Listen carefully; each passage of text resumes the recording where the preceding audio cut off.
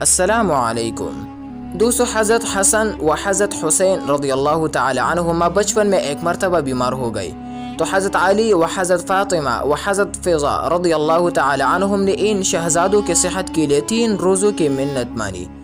اللہ تعالی نے دونوں شہزادوں کو شفا دے دی۔ جب نظر کے روزوں کو ادا کرنے کا وقت آیا تو سب نے روزے کی نیت کر لی۔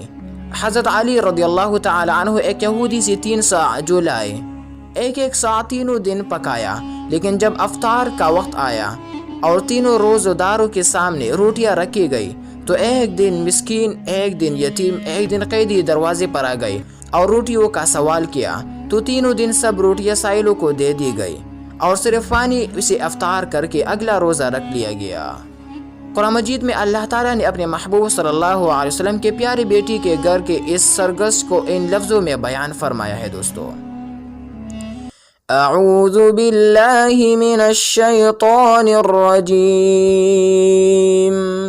بسم اللہ الرحمن الرحیم، وَيُطْعِمُونَ الطَّعَامَ عَلَى حُبِّهِ مِسْكِينًا وَيَتِيمًا وَأَسِيرًا إِنَّمَا نُطْعِمُكُمْ لِوَجْهِ اللَّهِ لا نريد منكم جزاء ولا شکورا۔ ترجمہ: اور کھانا کھلاتے ہیں اس کی محبت پر مسکین اور یتیم اور اسیر کو، ان سے کہتے ہیں ہم تمہیں خاص اللہ کے لیے کھانا دیتے ہیں، تم سے کوئی بدلہ یا شکر گزاری نہیں مانگتے۔ درس ہدایت۔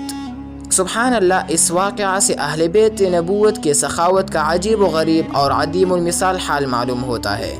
مسلسل 3 روزے اور سحر و افطار میں صرف پانی پی کر روزے رکھنا اور خود بھوکے رہ کر روٹیاں سائلوں کو دے دینا، یہ کوئی معمولی بات نہیں ہے دوستو۔